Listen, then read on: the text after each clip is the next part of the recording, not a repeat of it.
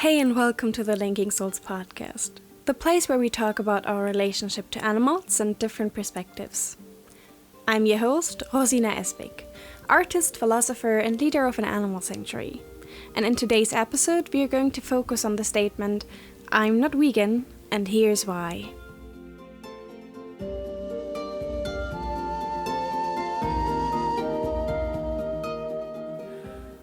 If you know me, you might know that I've shared some rather unconventional statements regarding veganism in the past. And since I'm a full-time animal rights activist leading an animal sanctuary, I think that has led to some confusions. Just a few weeks ago, I got this comment. You're making up excuses not to have a well-informed opinion when you run an animal sanctuary that is, I'm sure, founded by vegans. I thought, in order to avoid any further misunderstandings, I'm going to dedicate this episode to share just some more thoughts and perspectives regarding veganism. I'm fully aware that it might lead to even more confusion, but who knows? I'm open to continue the conversation. I really want to just openly share my mind and soul and heart and everything with you. So if you at the end of this episode have any further questions, I'm super willing to answer them. Just send me a message or a comment and you will hear from me. So here we go. I thought I would go back in time to start and just tell you a little bit about my story. And that is, basically I grew up as a vegetarian. My parents were vegetarians when I was born. They raised me vegetarian until I went into the kindergarten, and there I ate meat sometimes in the kindergarten, but it never was something we had at home. That changed when I was about 6. Then my parents transitioned to a non-omnivore diet again. But I was old enough at that time to know what meat was made of, and I decided to stick to the vegetarian diet. I had a few times, like a handful of times, until I was 8, that I tried meat again, that I somehow just got curious, but from the age of 8 on, I never ever had meat again.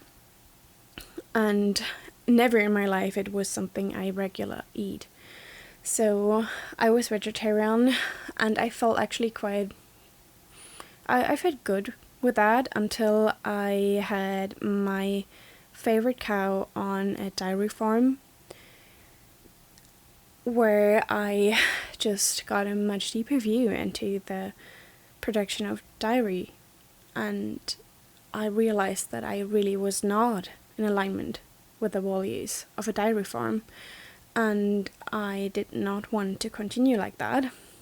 But my parents were very insecure about the vegan diet, and they did not feel comfortable with me turning vegan in the middle of my teenage years, so there were a couple of years of difficulties from me being about 14 to 17. There was this back and forth thing going on between me and my parents, and also me myself. I wanted to be vegan, but at the same time it felt super hard to do, and it took quite some time. But when I was 17, I switched entirely on the vegan side, kinda. That is almost 9 years ago. I've never been like someone who would call herself 100% vegan. I always had I had some things that I could align with, that I felt okay with. For example, when my mom does bake cake and there are eggs from our chickens in there, I do eat it. I don't usually eat eggs myself just for me or anything, but in this case I'm okay with it and kind of that. But generally I'm definitely very much plant-based, and the number one reason why I chose that path were the animals. So it was purely moral reasons, morally motivated. But of course I also heard a lot about the environment, and over times I also heard a lot about the potential health benefits. I just read some books like the China study and watched some movies like fork over knives. These are the kind of things that I educated myself onto and about and with and whatever. So for the first few years, I just felt like I had no doubts that the vegan diet is definitely the best possible choice. And actually, I felt like everybody should do that. I had, like, it was so hard for me to grasp why other people were so against it. And to this day, I really support this movement and I believe in it. But I've learned a lot, and I've learned a lot about like the multi-layered reality of this life. And I learned a lot about so many different experiences people can have while being on a vegan diet. And I learned a lot about the limitations of our science and the difficulties of studies that are one-layered or not multi-layered enough, or like how easy it is to draw conclusions of simple informations, and how easy it is, like, when we just really want to have a simple solution for a problem, it is so easy to believe in something that does look like it might be the solution, even though it might just be like a fractal of the actual solution. One of the things I've learned a lot about is that the health aspect of a vegan or plant-based diet is a lot more complex than we like to think. And there's a lot about, like, it is a very individual situation. Like, there are no general rules about what is healthy and what is not. There is no one diet that fits all, and there are many different aspects that play into these differences between people, and there's a big genetic factor which is not made into stone. Like, the genes are not something that is always put in stone. Like, they can change. They are just one aspect of something, of us, actually, it's one aspect of who we are and how we work as a system, as a body, as who we are. But they are an aspect, and if we just leave them out entirely, we miss out on a very big part of information about what works for us and what doesn't, and what we do need in order to perform in the best ways possible, and all that.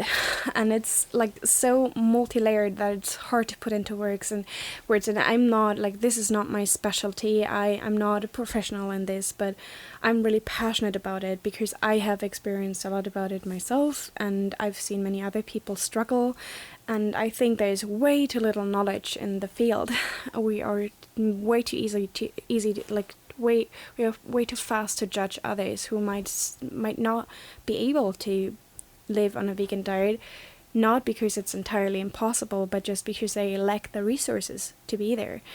And one of the reasons why some people are not, or are really struggling to be vegan, is their health and their body and the way their body functions. And yeah, I've been learning some of it with my own body that struggled in some areas immensely. One of them is vitamin A. And actually, like, if you're on a vegan diet, you might suffer a vitamin A deficiency. People might be like, what the hell? Like, what are you talking about? Vitamin A. That's so easy to get out of plants because there's beta carotene.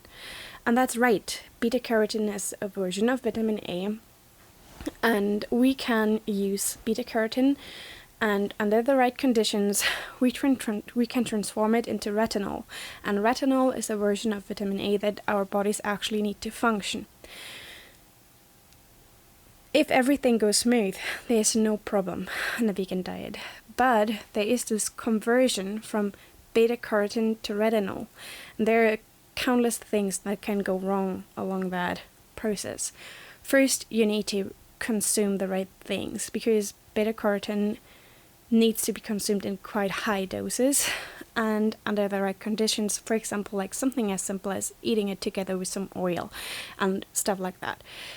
That is not a big thing, but just like if we look at how most people nowadays are eating, it can already be challenging for some to just eat enough, for example, carrots, just enough fresh fruits and vegetables to get enough in. I personally can say, even though I'm someone who has a lot of access to really cheap carrots, and I still struggle to consume enough beta carotene, but it's it's okay. Like, that's absolutely doable. If everything else goes smooth, you will be able to do that.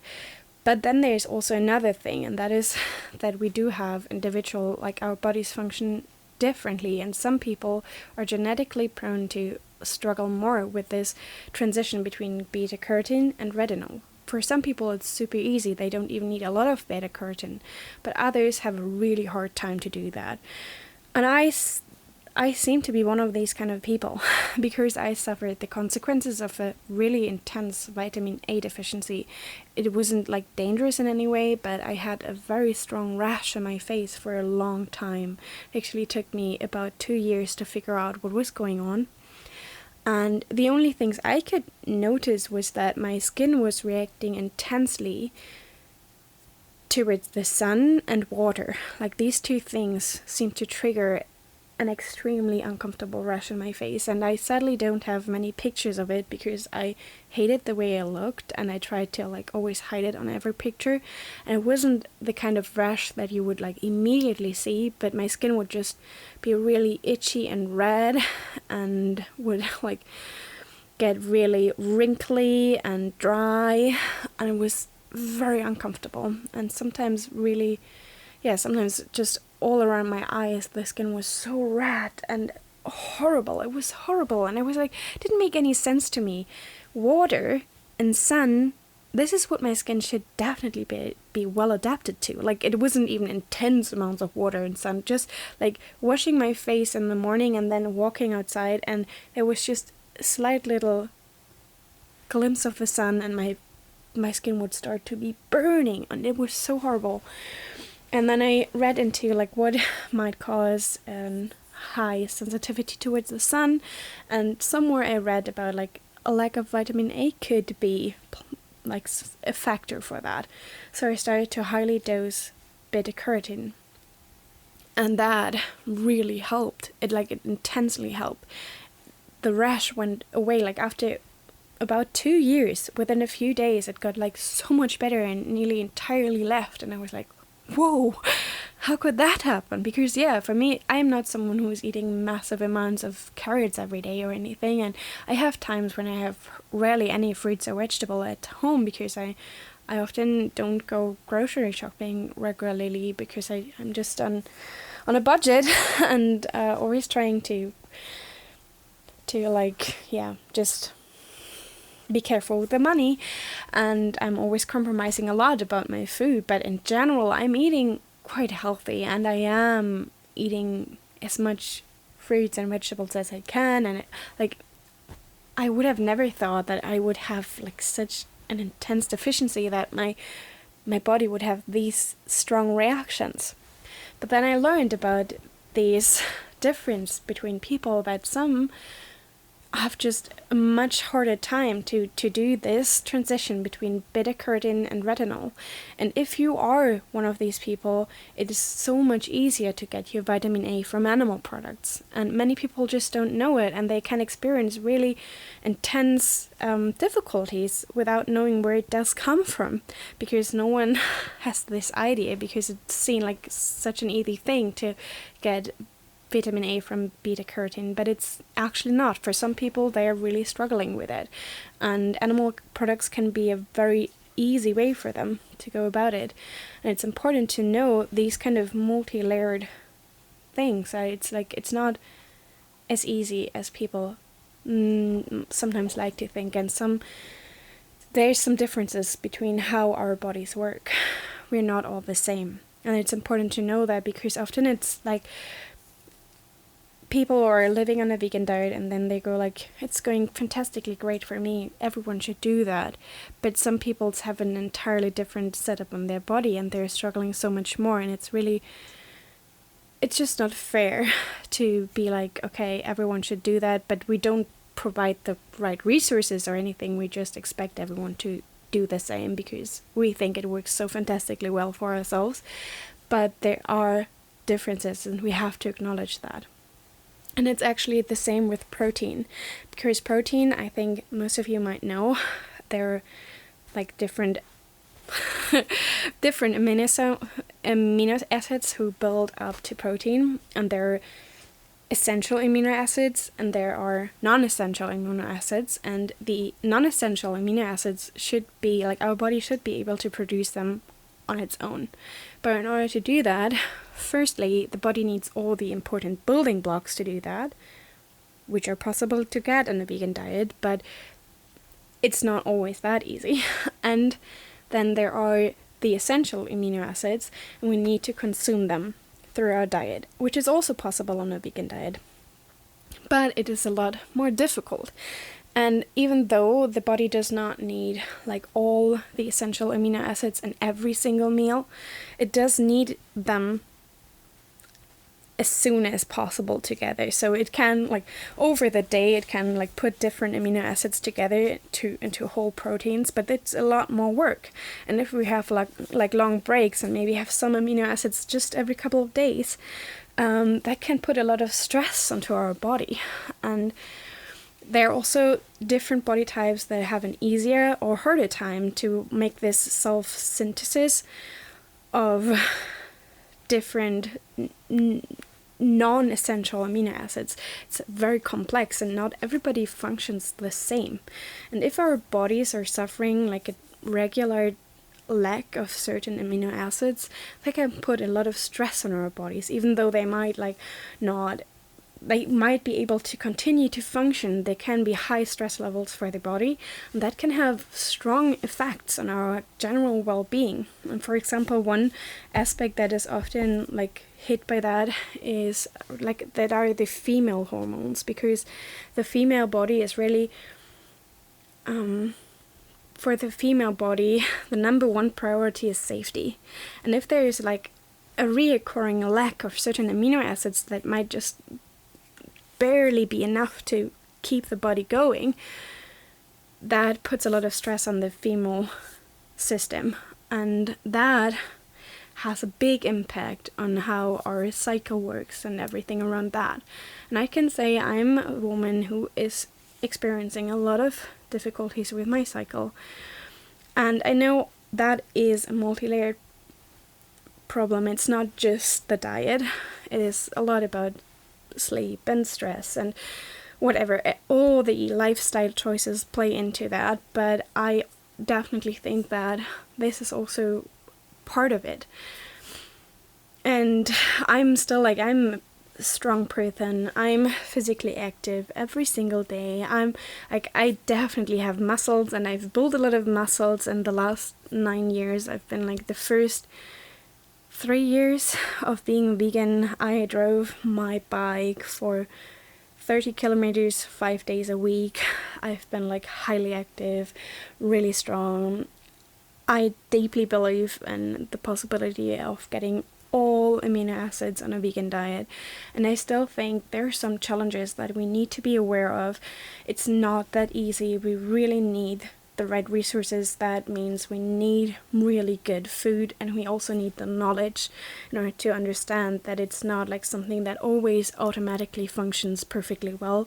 There are things that do need specific attention, and there are also things that are not even commonly known as being problematic.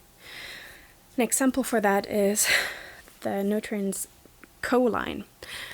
I'm not well enough educated to explain you everything about that nutrients, but it is something that is just now becoming more commonly known as being at least a semi-essential nutrients that is actually really hard to get on a vegan diet. And the number one resource for choline in our societies are eggs. And that is super interesting to know, because there are quite a lot of stories of people who were vegan, experienced a lot of difficulties, and then went back to eating eggs and experienced like massive improvements. And this choline might be an explanation for that. So there are a lot of things that even science is like still kind of getting to know, and where we don't really know for sure what we need.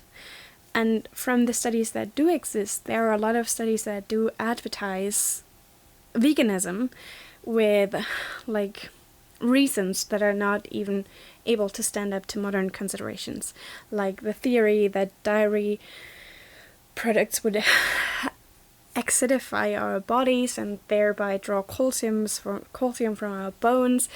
That's an example that is like, we can't really back that up by modern science, and there is so little actual knowledge. We have so little like a long-term evidence. Like, there are no many generations of vegans that we could like have really closely observed. We don't really know. It's just not, we're not in a place to draw simple conclusions. We have to remember that trust the science is not a scientific way of looking at things. We need to like question everything all the time and evolve and learn more. And we can't just trust our human mind either. Like, we know so little. And this world is so complex, and I think there's great wisdom in our ancestors and how we used to live, and the history of humankind had a big impact of how we evolved. And I still believe that we can absolutely live a really healthy lifestyle on a vegan diet. And I'm also I'm so aware that animal products do have a lot of negative impacts on our health and everything. Like, there's it's always multi-layered. I'm totally in for that. But yeah, it's much more complicated than many vegan activists want it to be. And in order to be secure, we need a lot of knowledge, not only about the vegan diet in general, not only about the human body in general, but about us specifically. And it's a journey to really find out what works for us. It can take up a lot of energy, and we really need the resources. We need the knowledge. We need the ability to also like get the food that we then need. And doing that on a budget, no matter if it's like on a budget kind of when it comes to knowledge-wise, just like doing it, kind of winging it with kind of what some people told us or anything, that's not safe. And also doing it on a budget with not enough money to actually afford good quality food is also not safe. And actually, in some cases, animal products can be much safer for us as individuals. Not safer for the animals, but for the individual humans. And we have to consider the humans as well. Like, animal suffering does not end at the human animal. Humans are animals too, and we should not make each other suffer, no matter how much we believe in something. For me personally, I believe that the complications that I experience are multi-layered and caused by different lifestyle choices, and also like a very unhealthy way of relating to food. And at the very beginning of my vegan diet, I had very little knowledge. Before that, I had a lot of guilt, because the years that led up to my choice to go vegan, they were filled by a lot of guilt and shame towards eating. From the one side, like, one thing was just emotional baggage I had from other reasons. Then there was a lot of difficulty I experienced with my own body image. I felt way too fat and all of that. And then there was a lot of guilt regarding the animals, because I was aware where the food were coming from, and I was not in alignment with what was happening on the farms, and it felt horrible to eat the things that I actually did not want to happen. And there was a lot of baggage of that kind of stuff. And then when I finally went vegan, I stopped feeling that intensely guilty and bad about it. I stopped, like before I had often phases of making myself go hungry, feeling good about feeling the pain of being like super hungry. And I always felt like the lesser I ate, the better I was. That kind of stopped, or at least lowered, when I went vegan, but I had very little knowledge. Like, I started supplementing B12 after like 1 or 2 years at some point. Like, I was just like really, I don't know, I had way too little knowledge. And then over time I gained knowledge, but I lost money because at the beginning I was still eating with my parents, and then for the past especially for the past 4 years, I've been on a budget and really like always compromising my own food in order to be able to keep going on this crazy ride, which I'm okay with, but I think my body definitely paid a price, and I think that's one part, but also there are other lifestyle choices playing into it that all of it, I am not going to blame veganism for it, but I also won't advertise it as like the only right choice people could make, because it's not that easy, and I don't want to make people feel like there's only one way to go. Because also when it comes to the moral aspects or the environment, things are not that easy. We often really want to find an easy solution, but like we collectively lack the awareness about, like, there's no way to actually grasp what is like the actual impact of our choices. The things are so much bigger than what we can understand with our little minds, and it's so hard to even go back and look like what is going into the production of our food, and it's such a big thing. Like, there's some examples I like to give to make like just kind of grasp that and just widen our perspective to a space of confusion, which doesn't really help. But for example, the difference between eating wild meat and crops. I don't know if you're aware of it, but the number one reason that wild pigs are being killed and hunted is in order to protect crops. So, like, do we, as people who are eating a vegan diet, now have like, are we morally superior than the hunters? Even though the pigs got killed in order to grow our crops? What is the better choice? Eating the pig straightforward, or eating the crops for which the pig got killed? Of course it's not that easy, and not for every bread there's a wild pig being killed.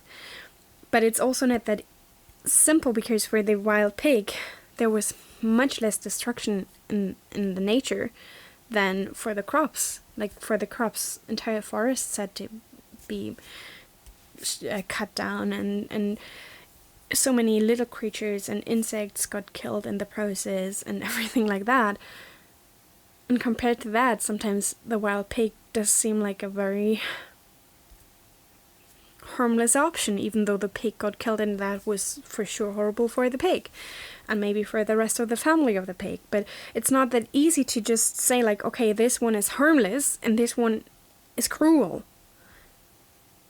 It would be something different if we would compare industrially farmed pig meat and crops. So I don't want to say like meat and crops, it's the entire same, but I want to say like there are differences between different kinds of meat and different kinds of crops, and it's not that easy to just give one answer and say like plants are always good and harmless and animal products are always cruel and horrible. There's cruelty involved in all of it, and we need to be aware of it and be aware that we cannot live without consuming the life force of others. That's what we do when we eat. We're taking in the life force energy of something else. That something can be anything. This is the way we sustain our own life, and we need to be okay with that. And still, of course, find the best choices for the entire world, actually, because we're all one and all connected, but it's not a one-way street. Another example would be bananas or eggs. Bananas are often like a commonly advertised replacement for eggs. But where do bananas come from? How they are produced?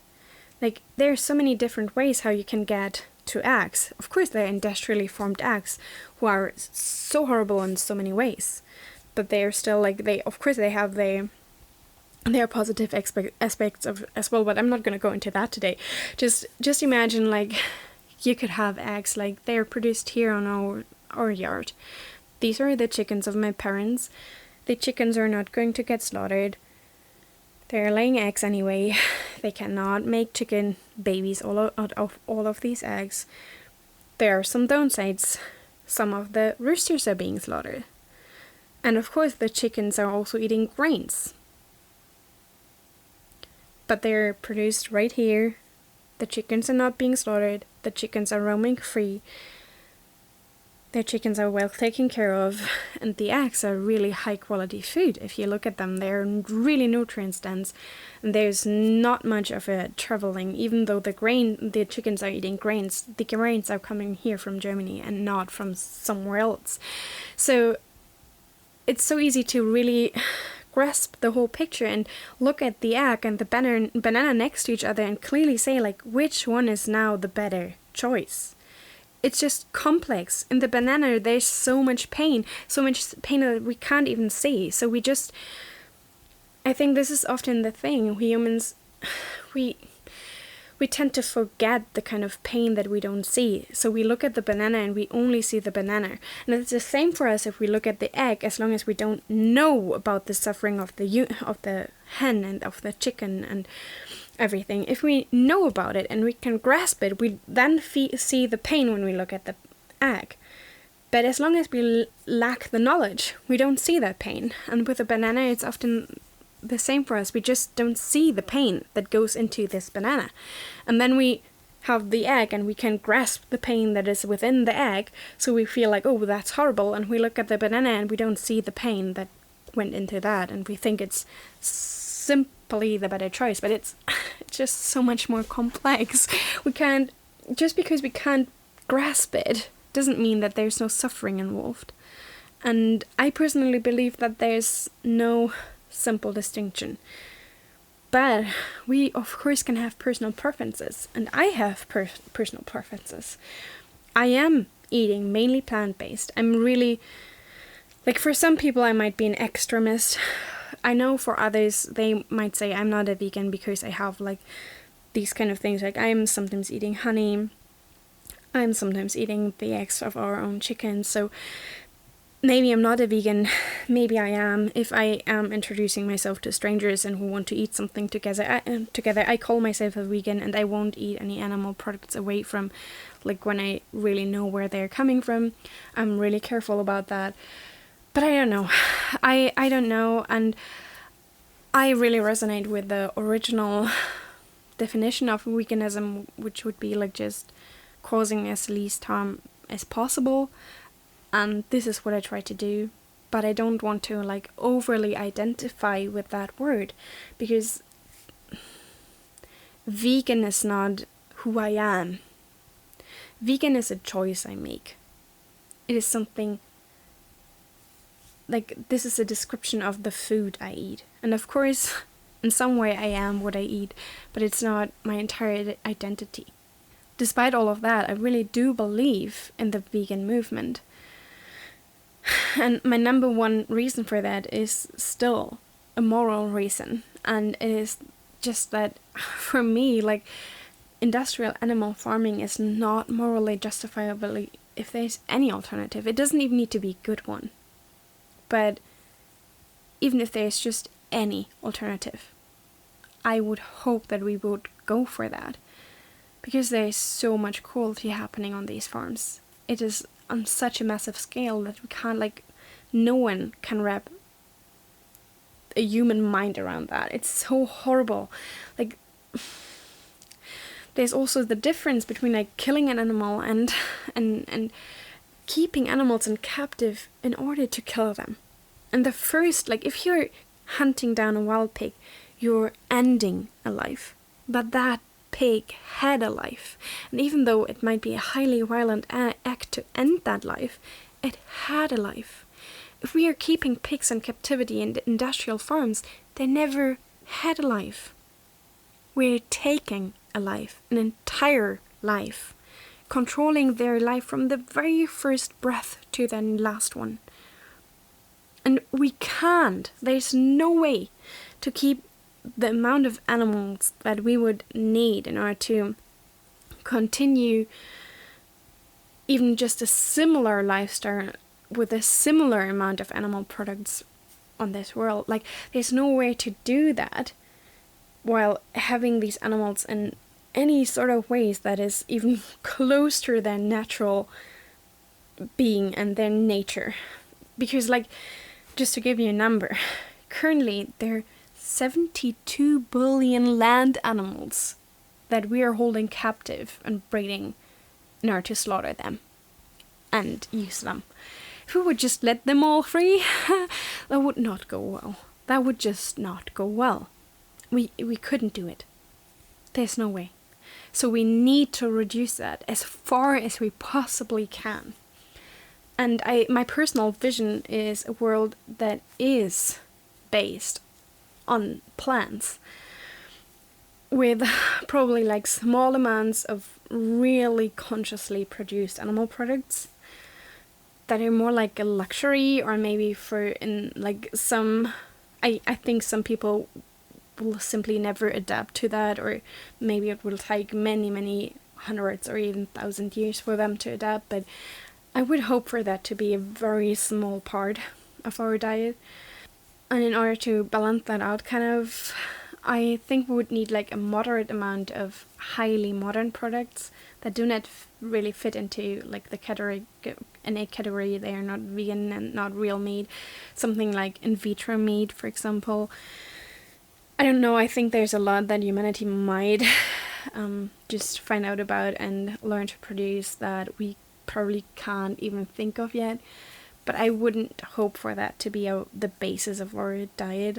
I personally would hope for it to be just a moderate amount, a small amount of animal products, moderate amount of highly modern products, and plant-based humanity.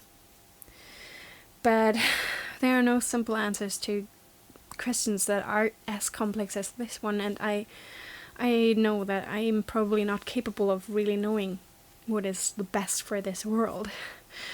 I'm just dreaming and thinking and trying to find the best ways I can see in order to find the best solutions for all of us, because we are all interconnected. And in order to make a significant change, we actually have to be aware of that. We need to invest more energy into uniting people than into separating them. No matter what our current role in the current system might be, we need to learn how to work together. Even if we do have opposing opinions. Even if we are different species.